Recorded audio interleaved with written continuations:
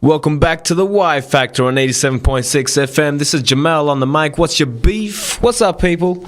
Tonight we have some funky stuff. We have a show that's coming out from Flame Steakhouse in Bankstown. So check that out. Stay tuned for some relationship advice from yours truly. I don't know how good it's going to be, but we'll see. Second thing is the headlines coming up and then some wacky news that is sure to make you laugh. So without further ado, we'll get straight into the Y Factor headlines.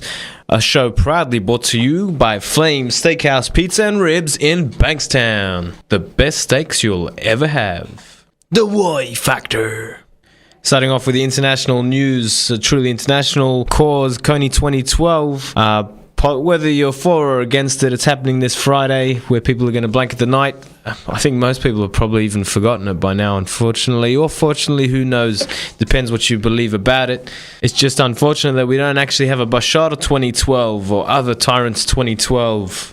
So maybe you can take Kony 2012 as an inspiration to go out and make your own cause, which can bring down dictators and tyrants to justice. You gotta get up in that business. BRD business. Back to reality. To Somalia. Turkey is mediating between Somalia's government and the militant Al-Shabaab group to help bring an end to the years-long conflict in the Horn of Africa nation. US jailers forcibly remove Muslim woman's hijab. A Muslim civil rights group is calling on the St. Louis County to revise its policy that requires female Muslim inmates to remove religious headscarves, but the director of the jail said the headdress can pose as a security risk. Far-right anti-Muslim network on rise globally as Breivik trial opens. Breivik has said that he wants freedom or death for his murders. The international network of counter-jihadist groups that inspired Anders Behren Breivik is growing in reach and influence, according to a report released on the eve of the Norwegian's trial. Far-right organizations are becoming more cohesive as they forge alliances throughout Europe and the US, says the study, with 190 groups now identified as promoting an Islamophobic agenda. In Germany, German officials raised serious concerns yesterday about an ultra-conservative Islamic group's drive to hand out 25 million copies of the Quran.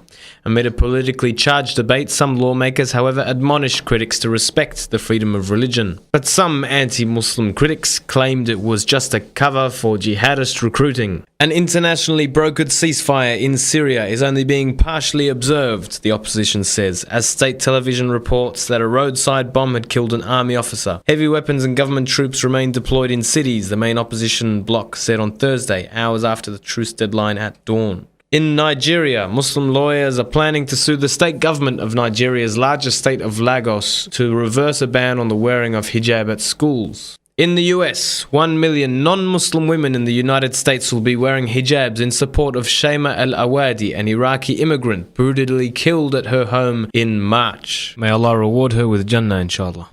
To the Tariq Mihana case. An American Muslim was convicted this week in a federal court in Boston and then sentenced yesterday to 17 years in prison.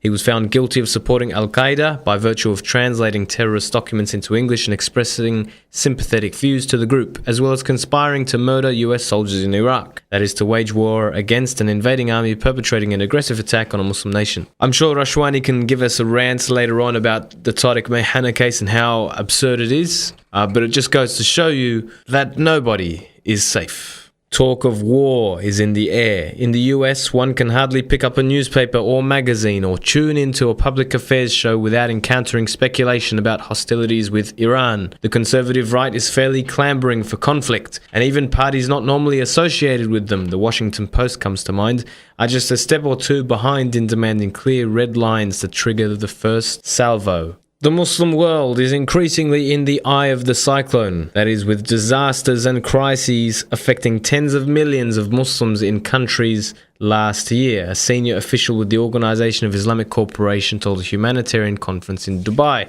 Now, you may not know this, but over 400 natural disasters happen each year, and that is not even including the man-made disasters, and that in the last 10 years, 2 billion people have been affected by these disasters. An Italian Islamic Federation is born as 250 mosques unite. A step forward has been taken to unify the Italian Islamic community. If only we had something like that in Australia. How's everybody enjoying that crazy weather?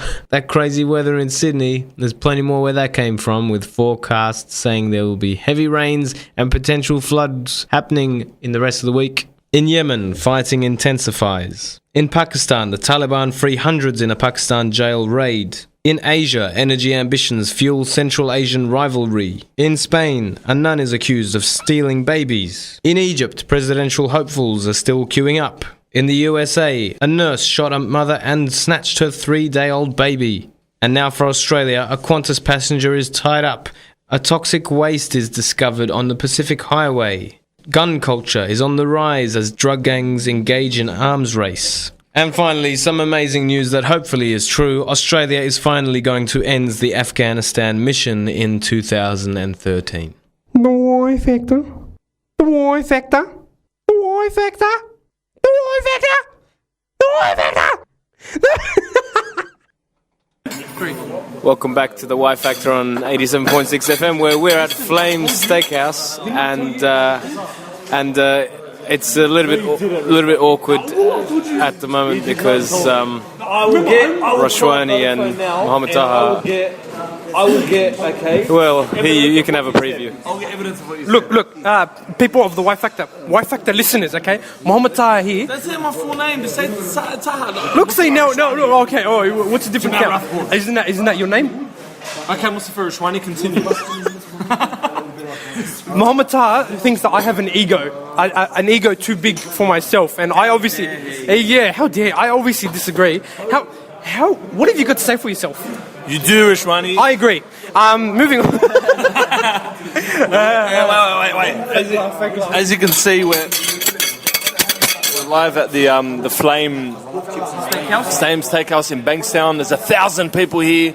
It's chockers. It's packed. Cramming through the door. They can't even fit. People are fighting over the food. They were waiting for us outside, like One Direction, like, Like, oh my God, Mohammed and Jamal and Rashwani. Look, see, he talks about my ego. Well, he talks about my ego. I'm kidding. Well, One Direction, they're a beautiful boy band, but all those girls have lost the plot. Seriously. Yeah, I know. Hey, it's a bit like insane. It's like the Beatles. What the hell is One Direction? One Direction is the latest like Backstreet Boys style boy band from UK. Yeah. So they've taken from Ireland. They've taken over Justin Bieber. Yeah, basically. Aren't they your cousins, Jamal? They're from Ireland. So you know what? It's not the first Irish band that's come out. You had Westlife before. We had a few other guys. It's funny because you remember Westlife and a few other guys. Well, that's because I have a sister who's 4 years older than me who used to listen to all their music. Right. Look, hey, there's a wedding going on here as well. It's crazy at Flame Steakhouse in Bankstown. You know what killed me when I turned on the news that night when they appeared on Sunrise, 7 Sunrise? The first video story was about them, and the newsreader is like, it's Mark Ferguson. He goes, I'm replacing Chris Bath. 4,000 girls have, stormed Martin Place, blah, blah, blah. And some of them had to be, some of them fainted, they ended up in hospital. I swear those security guards, not riot police, I'm exaggerating, but those police there. As you normally do. No, but that's... Yeah, okay, Mr. Ego. Do you want to go there? We can have... No, take it. Jamal, interject quick. I hear there's also riots at Flame Steakhouse over the food too. So. Oh, yeah. Well, we just had, before we started recording, we're not plugging them at all, but Flame... It didn't actually make the news because, news is racist. So we didn't actually hear about all the hype that happened at the halal restaurant. If they had our at Flames ad, they would be going bonanzas. Hey, maybe we should make a live Flame ad right on the spot right now. Yeah. How would we do it? A revamp of At Flames ad now with Mohammed. I think actually that may be a good idea, but not with Mohammed. Mohammed's ego is too big. Oh, don't get me started now. Can we get an apology from you, Mohammed? Give me a hug. Right.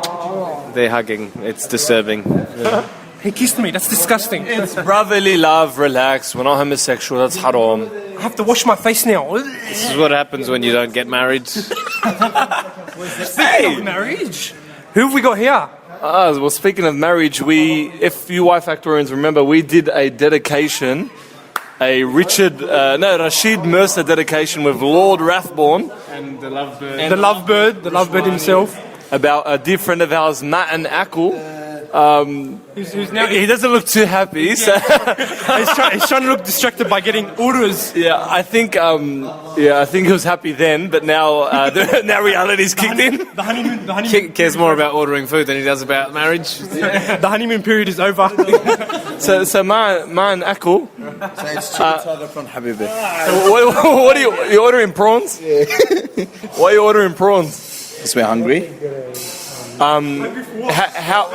How's everything going with your engagement? Can I get extra cheese? Oh, cheese! As you can see, it's a big jubban, so that's evidence of his jubban. A lot of jubban. So we should probably get straight on to the funky stuff for this week. What's our discussion topic, Rashwani? Well, do you want to talk One Direction? I don't want to talk One Direction. I want to talk about how bad they are. You know, there's a Muslim guy, one of the most Paki guys is Muslim. Can we order? Can Can we order? Yeah. All right. So what are the orders they've taken so far?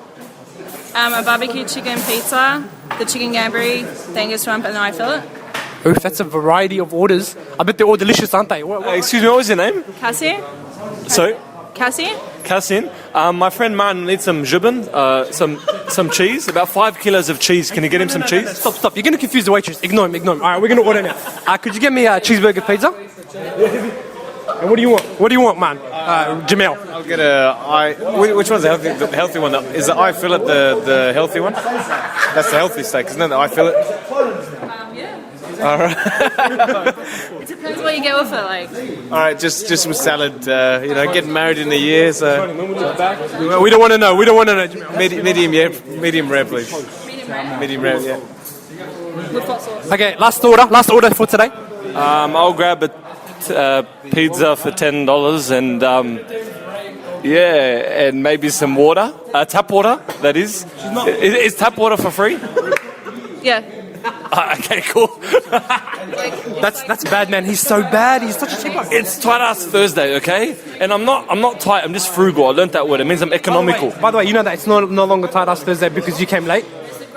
Oh, here we go. You should listen to the devastation in your voice. You know what, Rashwani? Let's go roam around the table. We've got a group of about 50 boys here. Let's go roam around the 50? table. I think you're under exaggerating it, bro. I think this is like 100. Yeah, it's probably 100. Probably 100. We're gonna go. That's speak to a How few many of boys are here? Isn't there around 100? yeah, thereabouts. Yeah, thereabouts. What? 1,000? What? All right, we've got one of the boys here.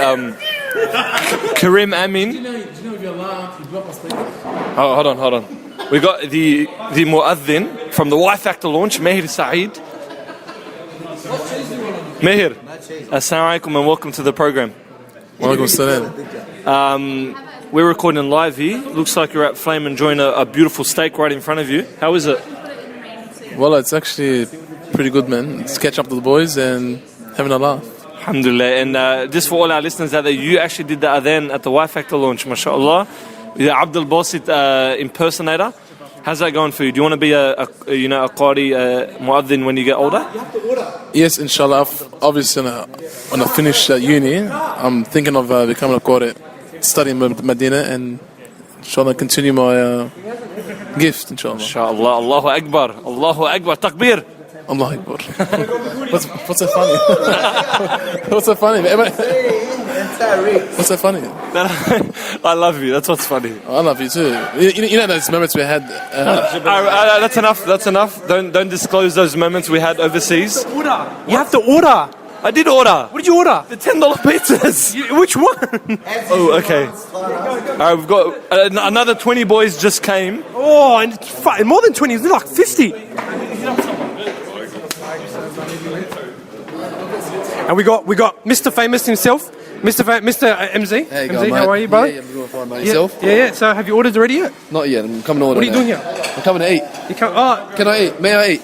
Please. I just want to eat. That's all I want to do. Thank you. what are you going to order? Interrogating What are me. you going to order? I'm following him now. I'm following him, pushing him into a corner. What are you going to order? I would like a coffee. That's it. I would like a coffee. You're only here for a coffee. Okay, now, who said I was only here for a Get out. coffee? See, you're making up things. Leave. Making up Leave. things. He's left. He's gone. That's it. Forget it.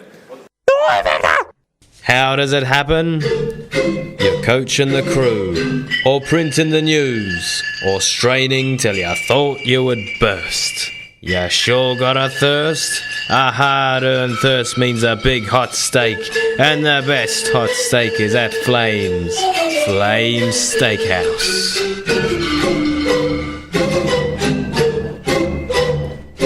You'll know how it happens. You're treating their sprains, or fixing the trains, or trying too hard to come first. You sure got a thirst. A hard-earned thirst means a big hot steak, and the best hot steak is at Flames, a long hot steak. It can come in any time. You're taking a vow, or feeding a cow. Matter of fact, I got it now. A hard-earned thirst means a big hot steak, and the best hot steak is at Flame Steakhouse in Bankstown.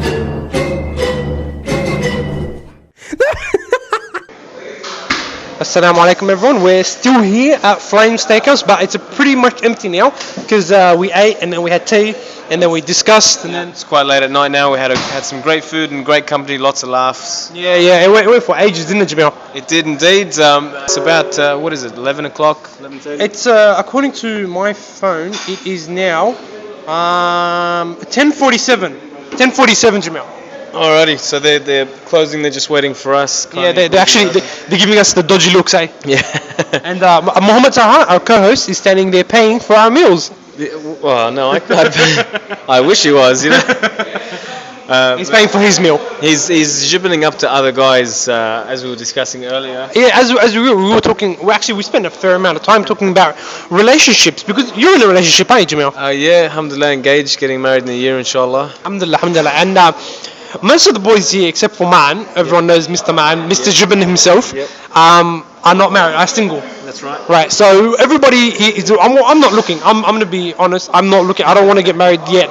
I have a lot of things to do before I do get married. But yani, in general, a lot of the guys are looking. So, like, you've been through that looking stage. Yep. What kind of advice do you have for people who are looking? I mean, should they be very, very, very specific? I mean, should people be like, okay, I want a girl that is like this, that, or if on the girl's side, I want a guy that is, this, that, or should they just be open to everyone? Okay. Well, I guess a few pointers. I wouldn't start looking for a wife if you don't have a job, because you will feel very emasculated if you don't have a job and you can't actually look. Emasculated, big words, man. Emasculated, like you sort of feel like you're less of a man because you can't actually look after your missus that much. You can't help out.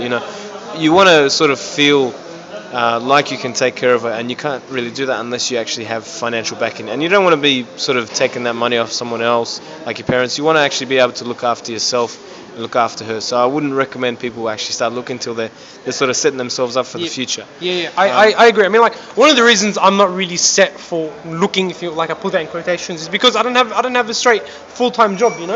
Yeah, like I don't have a chance to be able to support a future wife or whatever. Yep. That doesn't, because of the fact that I do a double degree and whatever else personal issues I have, I wouldn't be able to support someone. There's no point. I wouldn't be doing it justice. Well, it's fair enough. I mean, I always tell people that you can't, when you finally do start looking, you can't really expect the best unless you try and make yourself the best. Yeah, so nobody's perfect out there, but you can't sort of expect a glamour, or in the girl's case, some rich bloke or who's like a knight in shining armor, unless you yourself start working on yourself.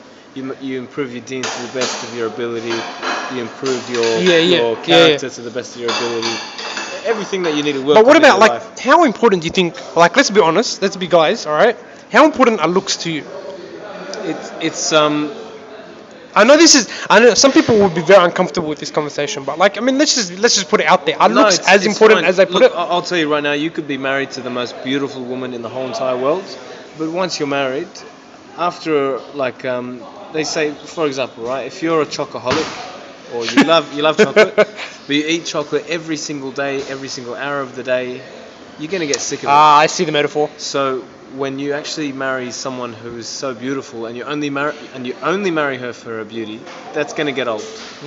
Even if she doesn't. It's like get comparing old, eating, being a chocoholic and being a flameaholic. You can never get sick of Flame Steakhouse, can you? exactly because of the character, because of the character in Flame, right? Yeah. Now- Character, yeah. Exactly. So with your so with your wife, what makes you fall in love with her over and over again, and with your husband, what makes you fall in love with them over and over again, is who Are they you falling in love with husbands? Are you? I'm just giving Actually, an you know what? We should example. I'm illustrating a point, we should right? talk about this. We should actually talk about this. Let's move off topic No, onto a more important topic. We'll come back to that. Also, to all the wife factorians out there, we want to know. Jamal is very uncomfortable around guys touching him. Look, now I'm touching him now, and he's giving me awkward looks. Like with guys generally, they give each other hugs and kisses and that. No, well, look, see, Jamal. This is on an unnatural level that Rashwani is talking about, that the boys are It's talking not. about It's not tonight. unnatural to give a guy a kiss. If It's just a kiss on the cheek. If it's on the neck, it's inappropriate, right? What's so inappropriate about homosexuality? Right there. What do you have against homosexuality? The fact that guys in Islam, anyway, Let's not go there.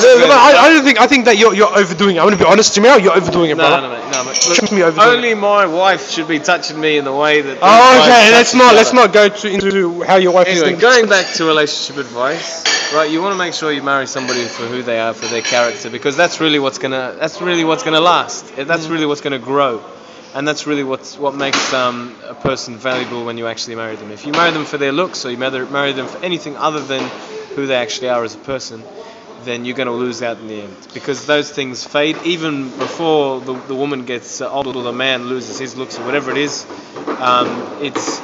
You'll get tired of it, basically. Because Okay. It's the same thing over and over. Okay. So you really have to go for the character of the person, and that's really what's the Honest question, yeah? This is something that confuses me as, Mustafa is right, the person who questions everything, right?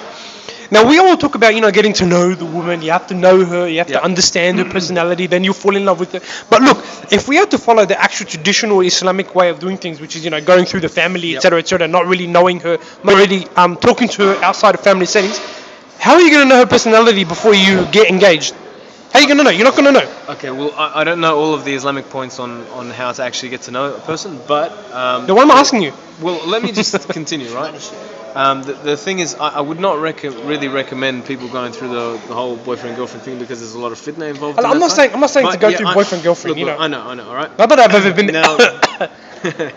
Now, there's a lot of merit in actually being recommended to somebody if the person knows you. You can't just sort of say, oh, you're young, this other person's young, how about we hook each other up? The way the recommendations go, and I've done this a few times with friends who have, alhamdulillah, actually really... You've actually recommended friends together? Yeah. Wow, I haven't Mr. Matchmaker. Well, I haven't done it offhandedly. There's a strategy behind it. There's a method to the madness. And now these people are madly in love, but the way that you... What was the method? The way it is that you have to know the friend who's actually looking. You know their character quite well. You've spent time with them for a long time. In a lot more detail. Maybe you've lived with them. Maybe you've known them for a lot of years, and you've spent a lot of time with them, so you know their character. Yep. But then you also have to start asking them the questions. What are your values? What are your interests? What are your goals?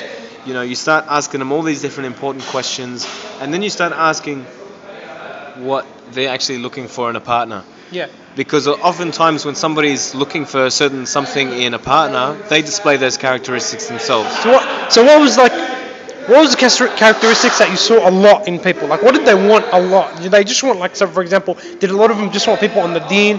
Did a lot of them want someone, for example, who knows a lot about movies? Was it random stuff? No, it was really deep, important sort of stuff. And because I wouldn't really, if they're saying I want somebody who's interested in movies, I wouldn't care about that side of things. That's not the important thing. Well, no, to some people it's pretty important, because as a movie buff myself, I would never marry someone who doesn't get movies. I would not even think about it.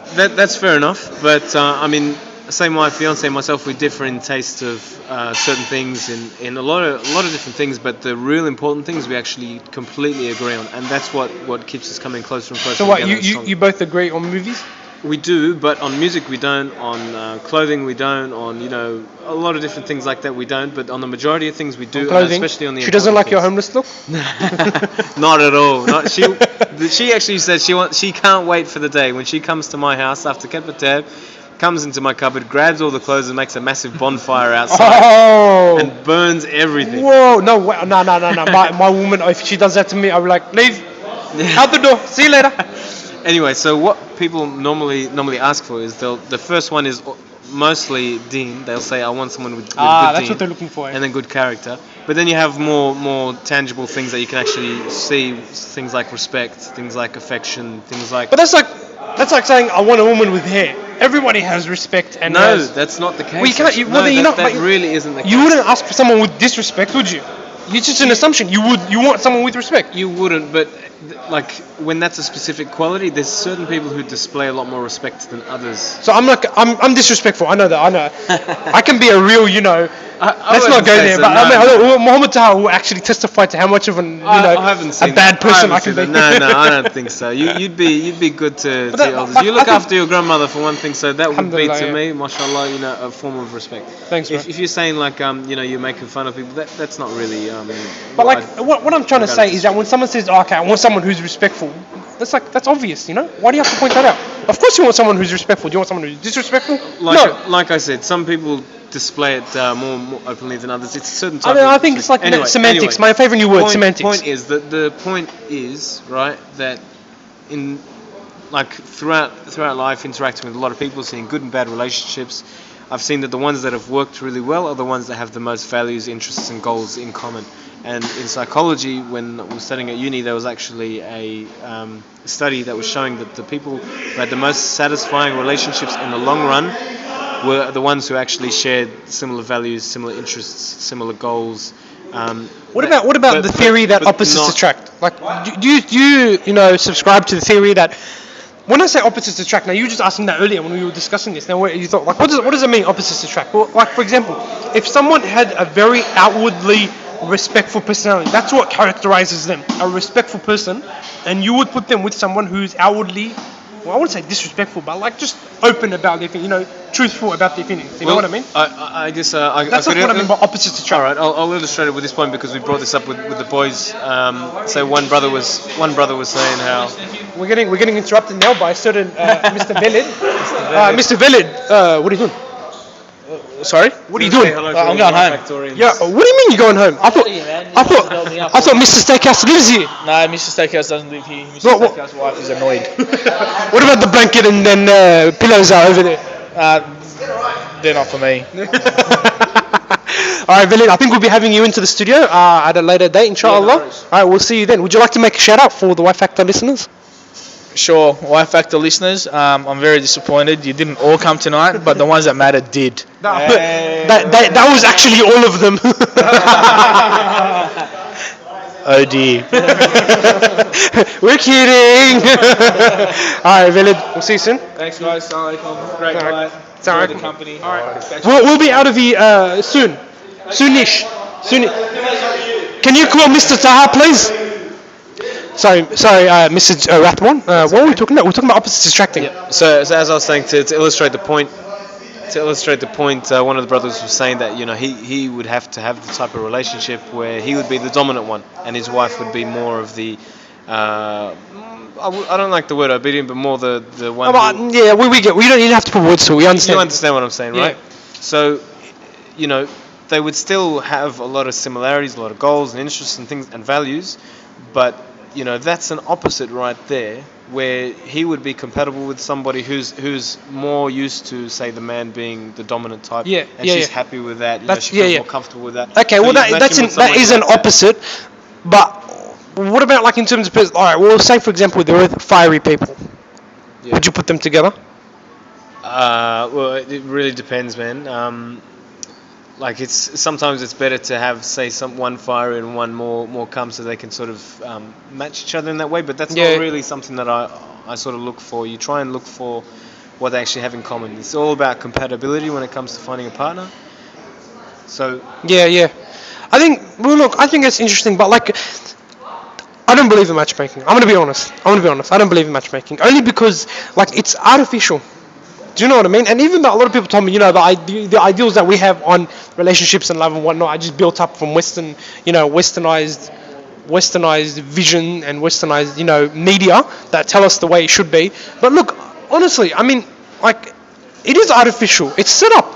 But bro, if you're of that mind, then I guess that sort of encourages people to actually go into relationships before. It's not. Well, look. See, the Islamic solution to what I think about, not necessarily getting into a relationship. It's about, okay, you talk to someone, and then that someone turns out to be interesting or not.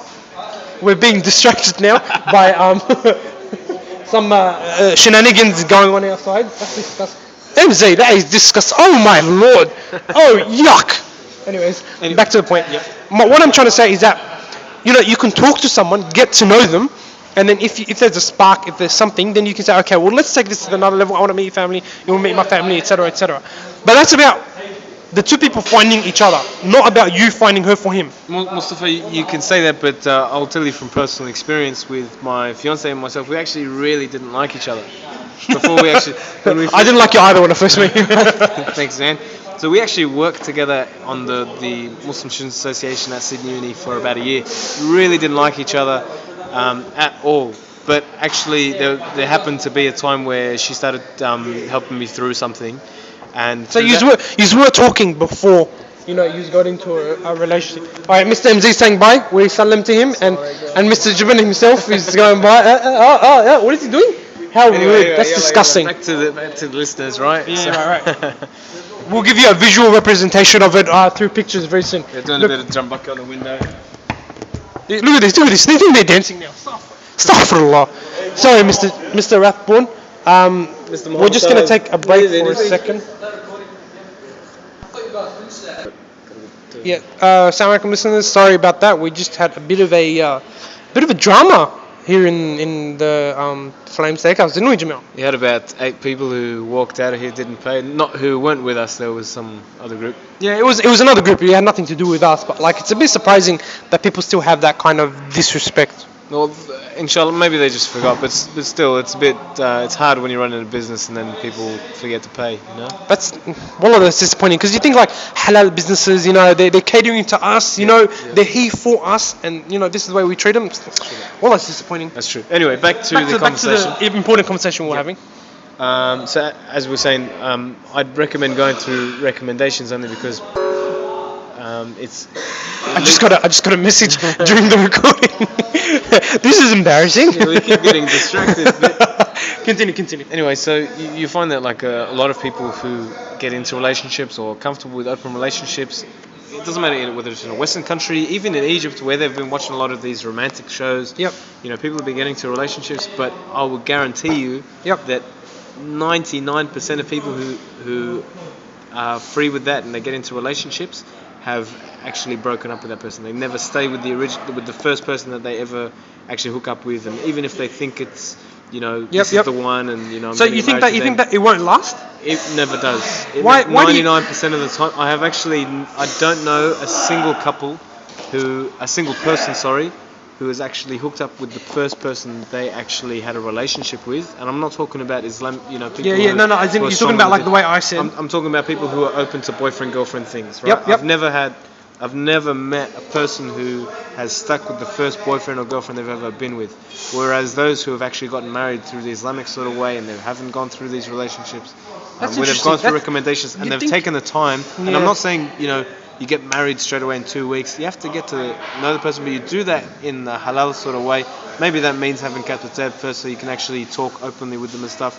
You don't actually complete the marriage until you actually sleep together. That's anyway. Interesting. I didn't think of it that way. I mean, like none that has gone the non-Islamic way. Not a single person who I know has actually married the first person that they hooked up with. Do you think this is because human instinct is flawed? I mean, like we base our human instinct on desire? I'd say so in a big part, yeah. I mean, a lot of people who get into relationships, even if they have good intentions, it will often lead to haram, it will often lead to a lot of fitna.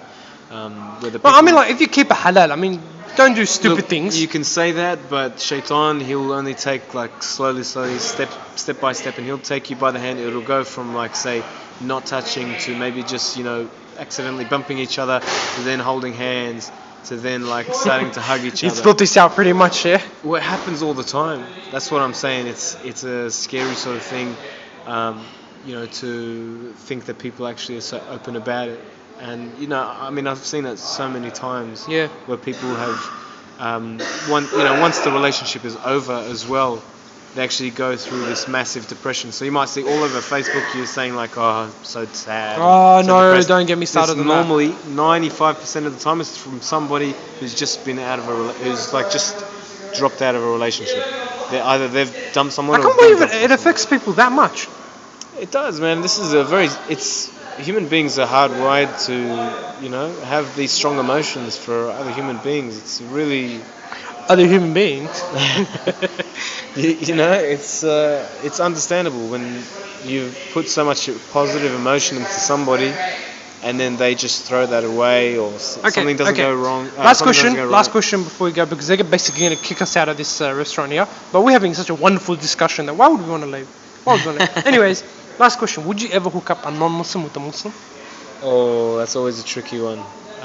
Tricky because, like I was saying before, you need to share a lot of similar values, goals. Well, non-Muslims and Muslims can. You could say that, but the fact that when you're a Muslim, so much of Islam actually molds your being and your character and your way of life and things like that. Yep. To hook up with a non-Muslim is like, you can do dawah and stuff, but it's just they're on a whole different level. Like they might have a lot of qualities that a Muslim should have, but at the end of the day, like it's still a big difference. Like there's this gap.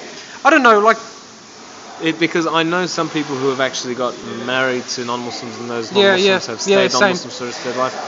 The kids, they get confused. There's a 50-50 chance that they'll be Muslim or not. And I guess you just have to ask yourself whether or not it's worth getting married to a non-Muslim, who, like at the end of the day, your kids may end up being non-Muslim, and I mean, depending on your own belief and how strong it is, like how important is that to you? It comes into like how important is being like attractiveness to a relationship. Like if you're not attracted to your wife, you're not attracted to your wife. Like attraction also builds up over time, especially. Do you think so? I mean, like, even if people aren't initially attracted? Look, if the character of the person is good and you actually fall in love with that character, they'll become more and more attractive. Like, say, I know a lot of people, including myself, who...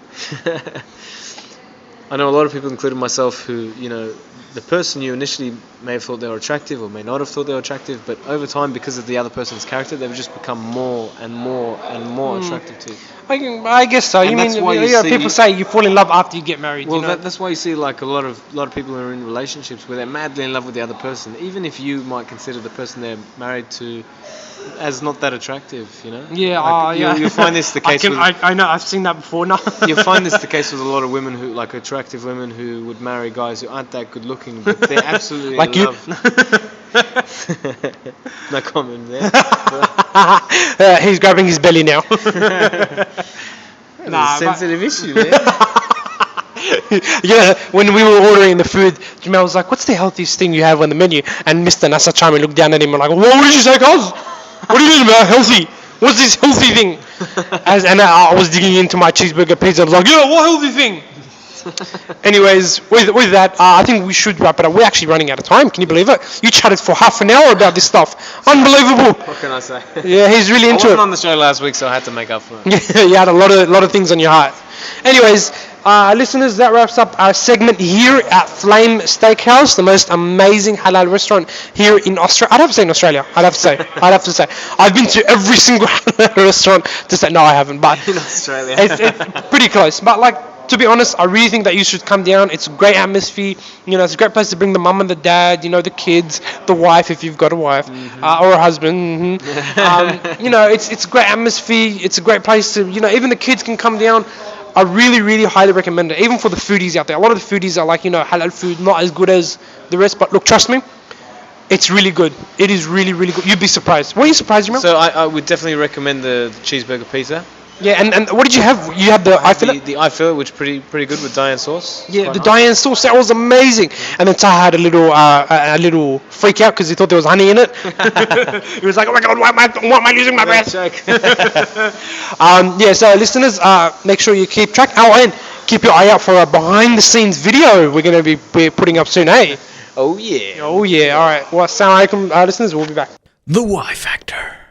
Like هذا lovebird himself back to break some big cheese جبن news. Yes. That's right. All you Japan obsessed people are there. Here is a new Japan powerhouse. You mean other than yourself? That's right. True Elegance Videography, run by Ibrahim Abdu, can fulfill all your Japan needs. Like so, if you need to make sure everybody at your wedding, at your you knows how much you love her and cherish your husband or wife, true elegance is the way to go. يعني filming, editing and beautifying videos to be shown at your wedding يعني من زوجين.